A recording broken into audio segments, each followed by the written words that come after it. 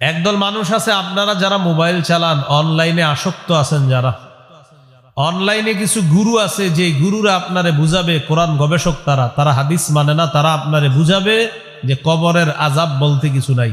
তারা হাদিস মানে না, শুধু কি মানে? কোরআন।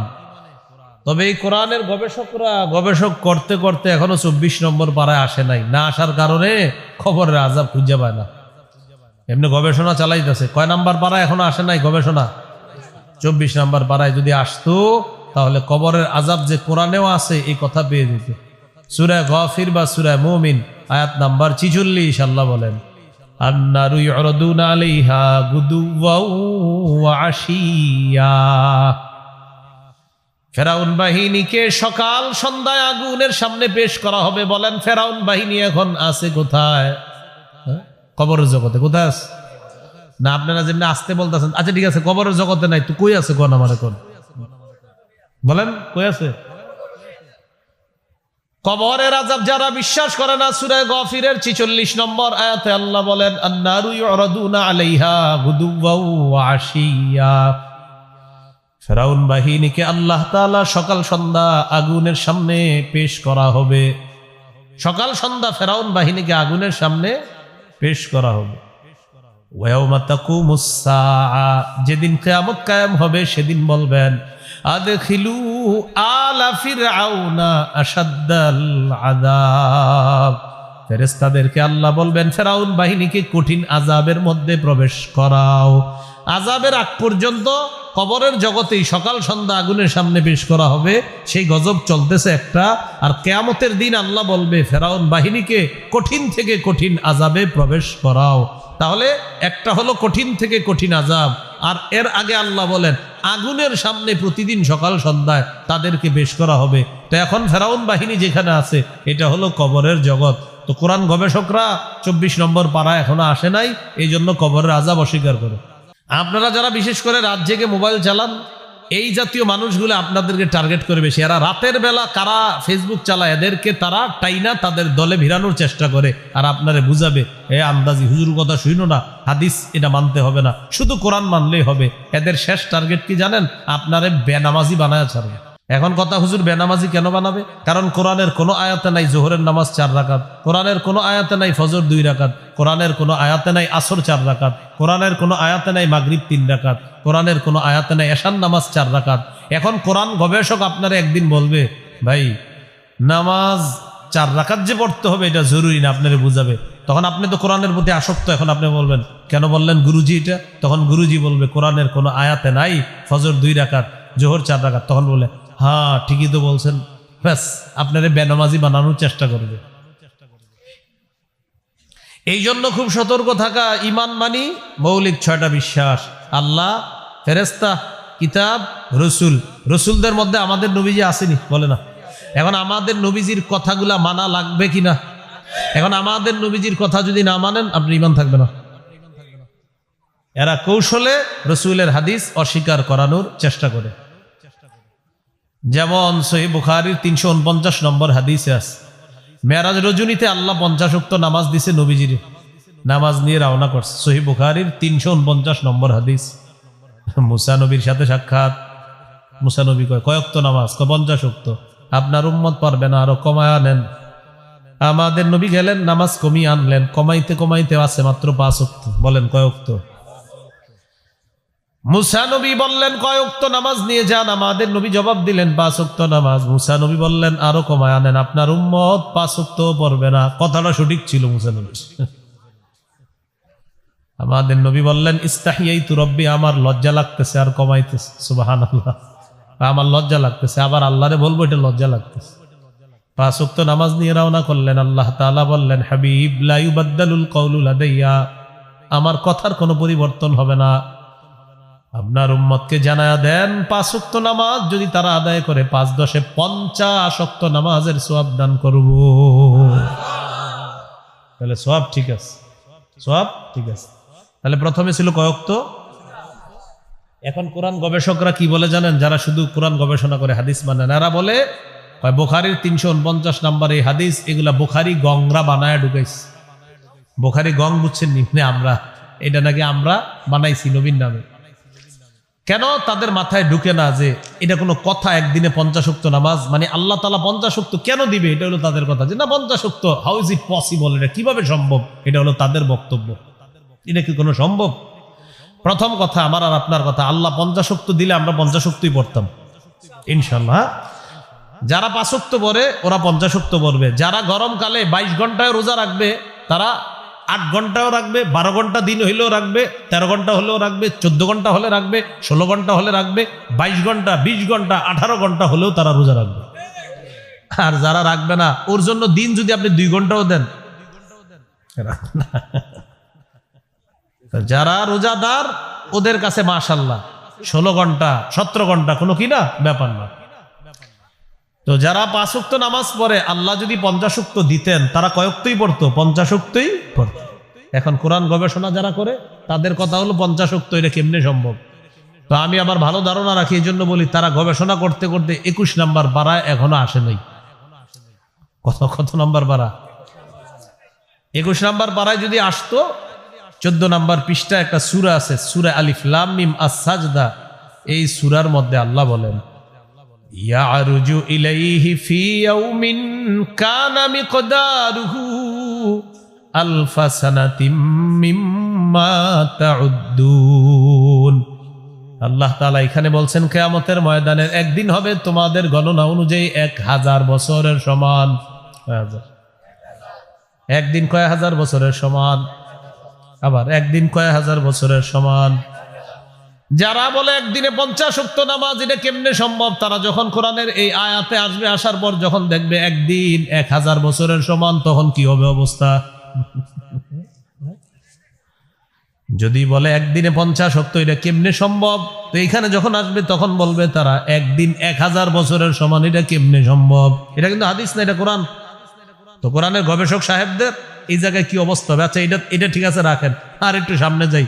29 পারায় গেলে তো মনে হয় হার্ট ফিল করতে পারে। 29 কত পারা? এরা পড়ে না তো, কোরআনও পড়ে না। হ্যাঁ, 29 পারা 10 নাম্বার পৃষ্ঠা, সূরাতুল মাআরিজ 4 নম্বর আয়াতে আল্লাহ বলেন, তা'রুজুল মালাইকাতু ওয়ার রূহু ইলাইহি ফি ইয়াউমিন কানা মিকদারুহু 50 আলফা সানা।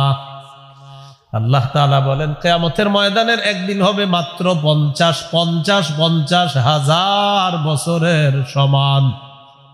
21 নম্বর পারা আল্লাহ বললেন 1000 বছরের সমান। 29 নম্বর পারা আল্লাহ বললেন 50,000 বছরের সমান। ব্যাখ্যা হলো, কারো কাছে কিয়ামতের ময়দানটা হবে 1000 বছরের সমান, আবার কারো কাছে কিয়ামতের ময়দানটা হবে 50,000 বছরের সমান। যেমন হাদিসের মধ্যে আছে, যারা যাকাত দেয় না তাদেরকে শাস্তি দেওয়া হবে কিয়ামতের ময়দানে। তাদের কপাল, তাদের পিঠ আর তাদের সামনে এইভাবে শেক দেওয়া হবে কিয়ামতের ময়দানে। যাকাত যারা দেয় না কিয়ামতের ময়দানে, নবীজি বলেন তাদের শাস্তিটা হবে একদিন। বলেন কয়দিন? নবী বলেন এই একদিনের পরিমাণ হবে মাত্র 50,000 বছরের সমান। যারা যাকাত দেয় না, জি বিশিষ্ট ভাইয়ারা, যারা যাকাত দেন না, এইটা হবে কিন্তু। এখন একটু বুঝেন আসল কথাটা। তাহলে একদিনে 50 ওয়াক্ত, এই বিষয় নাকি তাদের মাথায় ধরে না। তো একদিনের পরিমাণ 1000, এটা কেমনে ধরবে? আর 29-এ যখন যাবে পাড়ায় গবেষণা করতে করতে একদিনের পরিমাণ 50,000 বছর, এটা কেমনে ধরবে? তো কোরআন গবেষকের এক ছাত্ররে আমি এটা বলার পরে যখন দেখে আর পারে না দলিলে, শেষে আমার কি কয়, আপনি তো বিজ্ঞান বুঝেন না। কি হলো এটা? হ্যাঁ, যখন দলিলে পারলো না, শেষে কি বললো, আপনি কি বুঝেন না? এইভাবে আপনারে ধোকা দিবে। রাতে যারা মোবাইল চালান, আপনারে দলে ভিড়ানোর চেষ্টা করবে। এই জন্য টাইম টেবিল করে ঘুমায়া যায় না। ওই যখন নীরবে মোবাইল চালান তখন আপনারে খোঁজে এরা যে আমগো দলে ভিড়ানো যায় কিনা। আল্লাহ হেফাজত করেন। তো দাওয়াত দেওয়ার হুকুমটা কার? আল্লাহর। আহ্বান করেন, ডাকেন। এই যে দাওয়াত, এটার আবিধানিক অর্থ হলো ডাকা, আহ্বান করা। সূরা বানী ইসরাঈলের 52 নম্বর আয়াতে আল্লাহ বলেন, ইয়াউমা ইয়াদউকুম, সেদিন তিনি তোমাদেরকে ডাকবেন, আহ্বান করবেন। সূরা আলী ইমরানের 104 নম্বর আয়াতে আল্লাহ বলেন, ওয়ালতাকুম মিনকুম উম্মাতুন ইয়াদউনা ইলাল খায়র ওয়া ইয়া'মুরুনা বিল মা'রুফি ওয়া ইয়ানহাউনা আনিল মুনকার। তোমাদের মধ্যে একটা দল থাকা উচিত যারা কল্যাণের প্রতি ডাকবে, আহ্বান করবে, যারা সৎ কাজের আদেশ করবে, অসৎ কাজের নিষেধ করবে। দেখেন এখানে দাওয়াত অর্থ ডাকা, আহ্বান করা। সূরা বাকারার 186 নম্বর আয়াতে আল্লাহ বলেন, উজিবু দাওয়াতাদ দাঈ ইযা দাআন। কোন ব্যক্তি যখন আমাকে ডাকে, আমাকে আহ্বান করে, ডাকা মাত্রই আমি সাথে সাথে তার ডাকে সাড়া দেই। যেই কোনো বিষয়ে আল্লাহকে যখন বলি, আল্লাহ আমার এটা দরকার, আল্লাহুম্মার জুকনি, আল্লাহ আমার রিজিক দরকার, সাথে সাথে আল্লাহ আহ্বানে সাড়া দেন। আল্লাহুম্মা গফিরলি, আল্লাহ আমাকে আপনি মাফ করেন, আল্লাহ আহ্বানে সাড়া দেন। আল্লাহুম্মা আরহামনি, আল্লাহ আমাকে দয়া করেন, আল্লাহ আহ্বানে সাড়া দেন। আল্লাহুম্মা আনসুরনি, আল্লাহ আপনি আমাকে সাহায্য করেন। যেই মাত্র দোয়া করি, আল্লাহ বলেন উজিবু দাওয়াতাদ দাঈ ইযা দাআন। বান্দা আহ্বানকারী আমাকে ডাকা মাত্রই আমি সাথে সাথে তার ডাকে সাড়া দিই। তো বলছিলাম দাওয়াত মানে হলো আহ্বান করা, ডাকা।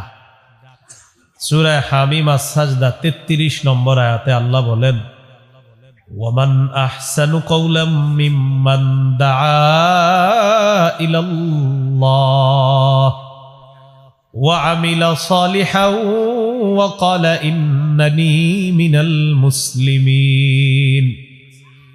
আল্লাহ তাআলা বলেন, ওই ব্যক্তির চাইতে উত্তম কথা আর কার হতে পারে? যে ব্যক্তি মানুষকে কল্যাণের প্রতি ডাকে, আহ্বান করে, তার চাইতে উত্তম কথা আর কার কথা হতে পারে?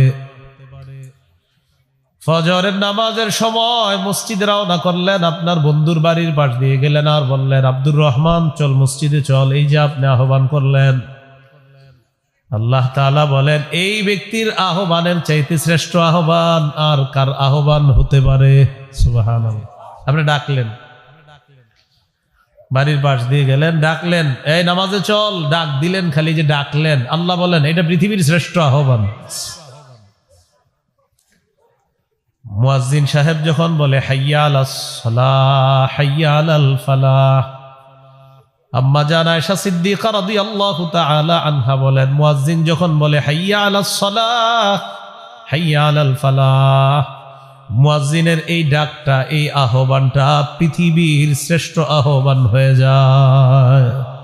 আসো নামাজের দিকে আসো, কল্যাণের দিকে আসো, আমাদেরকে ডাকে, আসো ডাকে। তো বুঝাইতে চাইছিলাম আপনাদেরকে, দাওয়াত মানে ডাকা, আহ্বান করা, এই চলো এটা। তো এই যে আহ্বান করা কল্যাণের দিকে, সত্যের দিকে, এই আহ্বান করার কাজ, দাওয়াতের কাজ আমরা সবাই যেন করতে পারি, আল্লাহ তৌফিক দান করেন। সহিহ বুখারীর বর্ণনা 4487 নম্বর হাদিস। এই হাদিসে আমরা এখন প্রমাণ করব দাওয়াত মানে ডাকা, আহ্বান করা। قال رسول الله صلى الله عليه وسلم يدعى نوح يوم القيامة। নবীজি বলেন নূহ নবীকে কিয়ামতের ময়দানে ডাকা হবে। কি হবে? দাওয়াত মানে ডাকাই দেন, ডাকা হবে। নূহ নবীকে ডাকার পর আল্লাহর পক্ষ থেকে বলা হবে, হাল বাল্লাগতা, ও নূহ পয়গম্বর আপনি আপনার দাওয়াতের কাজ পরিপূর্ণভাবে পৌঁছিয়েছেন কিনা, আপনি দাওয়াতের কাজ সঠিকভাবে জাতির কাছে আপনি তাবলীগ করেছেন কিনা, পৌঁছিয়েছেন কিনা। নূহ নবী জবাব দিবে, আল্লাহ ইন্নী দাউতু কওমি লাইলাও ওয়া নাহারা। আল্লাহ আমি আমার জাতিকে দিনের বেলা দাওয়াত দিয়েছি, রাতের বেলা দাওয়াত দিয়েছি। নূহ পয়গম্বর আল্লাহকে বলবে, আল্লাহ এদেরকে আমি দিনেও দাওয়াত দিয়েছি মানে আহ্বান করেছি, রাতেও এদেরকে আহ্বান করেছি। আল্লাহ নূহ নবী বলেন, ইন্নী কুল্লামা দাআউতুহুম লিতাগফিরা লাহুম জাআলু আসাবিআহুম ফি আযানিহিম ওয়াস্তাগশাউ থিয়াবাহুম। আমি যখনই তাদেরকে দাওয়াত দিয়েছি আল্লাহ যেন তারা তওবা করে আর আপনি তাদেরকে মাফ করে দেন। জালু আসাবিআহুম ফি আযানিহিম, তারা তাদের কানের মধ্যে তাদের আঙ্গুল স্থাপন করেছে যেন আমার দাওয়াতের কথা তাদের কানে না যায়। নাউজুবিল্লাহ।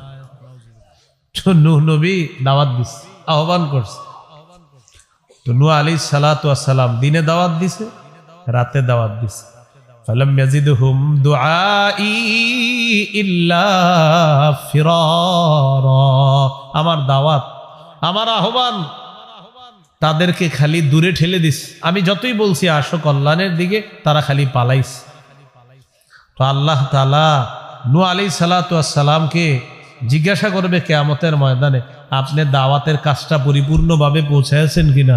নূহ নবী বলবে, আল্লাহ আমি পৌঁছিয়েছি। আচ্ছা বলেন তো, নূহ নবী যে পৌঁছাইছে এটা আল্লাহ জানেন? আরে জানেন কিনা? কিন্তু আল্লাহ সব নিয়ম অনুযায়ী করে। ফায়ুদআ কওমুহু, নূহ নবীর জাতিকে ডাকা হবে। ডাকার পর বলা হবে, হাল বাল্লাগাকুম, নূহকে আমি জিজ্ঞাসা করেছি তোমাদের কাছে দাওয়াত পৌঁছিয়েছে কিনা? তিনি জবাব দিয়েছেন হ্যাঁ।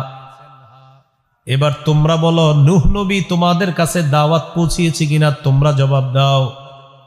হ্যাঁ, জাতিকে বলবে তোমরা বলো। জাতি জবাব দিবে, মা আতানা মিন নাযীর, দাওয়াত দূরের কথা আমাদের কাছে তো কেউ আসেই নাই। নাউজুবিল্লাহ পড়েন। কি বলবে? আমাদের কাছে কেউ আসে না। আল্লাহ দাওয়াত আবার কিসের? কেউ আসেই নাই। এবার দুইটা বিষয় রাখেন। আল্লাহ তাআলা বললেন, নূহ নবী আপনি দাওয়াত পৌঁছিয়েছেন কিনা? তিনি জবাব দিলেন হ্যাঁ। জাতিকে ডাকলেন, তোমাদেরকে দাওয়াত দিয়েছে কিনা? তাবলীগের কাজ করেছে কিনা? তোমাদের পর্যন্ত সত্যের আহ্বান পৌঁছেছে কিনা? জাতি জবাব দিলেন না। নূহ নবী বললেন হ্যাঁ। জাতি বললেন না। জাতি না বললেও তো কয় আমগো কাছে কেউ আসেই নাই, দাওয়াত তো দূরে। হা না তো পরে, তারা ডাইরেক্ট বলছে আমাদের কাছে আসেই নাই কেউ। হা আর না তো পরে। এবার নূহ নবীকে আল্লাহ আবার ডাকবে। ডাকার পর বলবেন, মাইয়াশহাদু লাকা, নূহ পয়গম্বর আপনি যে দাওয়াত দিয়েছেন আপনার কোনো সাক্ষী আছে কিনা? নূহ নবী জবাব দিবেন, জি আছে। মুহাম্মাদুন সাল্লাল্লাহু আলাইহি ওয়াসাল্লাম ওয়া উম্মাতুহু, আমার সাক্ষী হলেন মুহাম্মদ আর তার উম্মত। সুবহানাল্লাহ। নূহ নবীর জাতি বলবে, আল্লাহ মানি না। মুহাম্মদ সাল্লাল্লাহু আলাইহি ওয়াসাল্লামের উম্মত আবার আমাদের ব্যাপারে কিভাবে সাক্ষী দিবে? তারা তো আমগরে দেখে নাই, আমাদের 1000 বছর পরে তারা দুনিয়াতে আসছে। লজিক ঠিক আছে, যুক্তি ঠিক আছে, আসলেই তো আমরা অনেক পরে আসছি। এবার আল্লাহ তাআলা এই উম্মতকে ডাকবে। ডাকার পর বলবে, নূহ নবী যে দাওয়াত দিছে জাতিকে তোমরা সাক্ষী দিবা?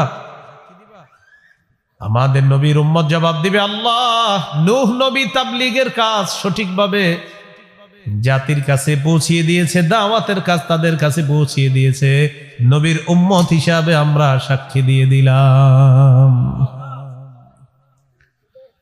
আচ্ছা তোমরা যে সাক্ষী দিলা, এখন এরা তো বলতেছে তোমরা তো এদেরকে দেখো না, কেমনে সাক্ষী দিলা? এবার এই উম্মত জবাব দিবে, আমাদের নবী আমাদেরকে বলছে, আমরা বিশ্বাস করছি। সুবহানাল্লাহ। আপনি কোরআনের মধ্যে আল্লাহ বলেছেন, কোরআনের সব কথা আপনার। আপনি তো কোরআনের মধ্যে বলেছেন নূহ নবী যে তার জাতিকে 950 বছর দাওয়াত দিয়েছে, এটা আপনি বলছেন। আপনি কোরআনে বলছেন, আপনার নবী কোরআন আমাদের কাছে পৌঁছে দিছে। আল্লাহ কোরআনের মধ্যে আমরা পাওয়ার পর আমরা নিশ্চিত হয়ে গেলাম নূহ নবীর কথা সত্য। এই জন্য কোরআনের আয়াত অনুযায়ী আমরা আজকে নূহ নবীর পক্ষে সাক্ষী দিয়ে দিলাম। এবার এই উম্মতকে বলবে, তোমাদের সাক্ষী আছে? উম্মত বলবে, হ্যাঁ আমাদের পক্ষে সাক্ষী দিবেন আমাদের নবী মুহাম্মদ সাল্লাল্লাহু আলাইহি ওয়াসাল্লাম। আমাদের নবী আসবেন, আসার পর আল্লাহকে বলবে, আল্লাহ আমার উম্মত যা বলছে আমি নবী তাদের ব্যাপারে সাক্ষী দিয়ে দিলাম। তাহলে নূহ নবীরে ডাকছে, দাওয়াতের কাজ পৌঁছাইছেন? জি। জাতিকে ডাকছে, পৌঁছাইছে? কয় না। সাক্ষী আছে নূহ নবী আপনার? জি। কারা? শেষ নবীর উম্মত। উম্মতকে ডাকছে, তোমরা সাক্ষী দাও? জি সাক্ষী দিই। কিভাবে সাক্ষী দাও? আমরা কোরআনে পড়ছি। কোরআন কে পৌঁছাইছে? মুহাম্মদ সাল্লাল্লাহু আলাইহি সাল্লাম। তোমাদের পক্ষে সাক্ষী কে? মুহাম্মদ সাল্লাল্লাহু আলাইহি সাল্লাম। আচ্ছা ঠিক আছে, নবীকে ডাকবেন, আচ্ছা আপনি কি সাক্ষী দেন? আমাদের নবী বলবেন, হ্যাঁ আমার উম্মত যা বলছে সব সত্য কথা। তাহলে দাওয়াতের ব্যাপারটা কিয়ামতের মাঠেও ঘটবে। বল